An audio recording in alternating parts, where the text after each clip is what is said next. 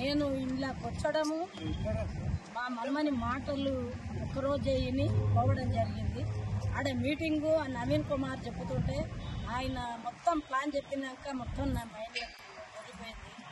ఇన్ని దినాలు నేను ఇన్ని ఏళ్ళు దగ్గర 60 ఏళ్ళు రకరకాల పనులు చేసుకుంటూ, రాజకీయం చేసుకుంటూ, వ్యవసాయం చేసుకుంటూ, పూలు చేసుకుంటూ మీకు ఎఫ్ఆర్ఈకి వచ్చారు కదా, మీకు ఎట్లా అనిపిస్తుంది? ఎఫ్ఆర్ఈ 3 రోజుల నుంచి ఎఫ్ఆర్ఈకి ఫస్ట్ సంది నాకు ఇష్టం రావాలని కొంచెం ఒడిదొడుకుండి పైసలకు ఇబ్బంది ఉండి నేను ఇంకా ముందు అయినా నేను పైసలు అడిగిన ఆయన కూడా కరెక్ట్ 5,000 అప్పు తీసుకొని అయినా సరే నేను పోవాలనుకున్నా.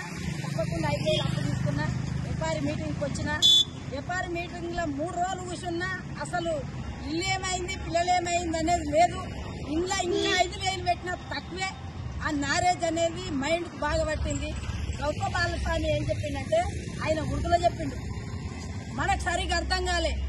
తన లోన ఉన్న ఈవో తీసేస్తే నువ్వు చిన్న పిల్లల్లాగా తయారయ్యి ఇది నా డ్రీమ్ అని నీ లోన డ్రీమే ఎప్పుడైతే గట్టిగా ఉంటుందో ఎవడు నో చెప్పినా ఎవడు ఏం చేసినా నువ్వు చేసుకునే పని నువ్వు చేసుకుంటే మాత్రం తప్పకుండా సక్సెస్ అవుతారని చెప్పడం జరిగింది. నేను మొదటి నుంచి అయినా కానీ ఎవడు నో అన్నా ఆయన అబ్బా 90 మంది వీడు కాకపోతే ఇంకోటి కాకపోతే ఇంకోటి. నేను ఉన్నన్ని రోజులైతే తప్పకుండా నేను చెప్పుకుంటూ పోవడమే నా వంతు. అది ఎన్నడూ కలిసి వస్తుంది. నా లోనున్న నేను చేసిన ఇంకో జన్మలో చేసిన చెడు పనులు ఏమన్నా అవన్నీ పోయినప్పుడే నాకు అక్షరిస్తుంది అని చెప్పడం జరిగింది. సారు గౌతమ్ బాలి సారు ఒకటే చెప్పిండు, మనలోనే ఏమన్నా తప్పులు ఉంటాయేమో, జన్మలు ఏమన్నా చేసిన లెక్కలు ఉంటాయేమో, అవి పోయినన్ని రోజులు మనం చేయాల్సిందే. ఎప్పుడు వస్తుందో ఎప్పుడు తగ్గుతుందో తెలియదు అన్నాడు. అది సక్సెస్ తప్పకుండా కలుగుతుంది.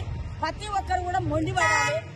చిన్నపిల్లల తత్వం ఉండాలి, చిన్నపిల్లల మనసు ఉండాలి. నేను ఇవాళ 60-70 ఏళ్ళు వచ్చినా నేను చిన్నపిల్లలాగానే తయారైనా.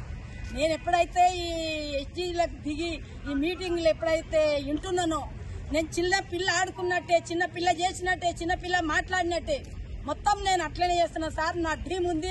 నేను తప్పకుండా ప్రతి ఈ ఎఫ్ఆర్ఈ మీటింగ్ కల్లా నా అకౌంట్లో ₹1,00,000 ఉండాలి, నాకు కారు ఉండాలి.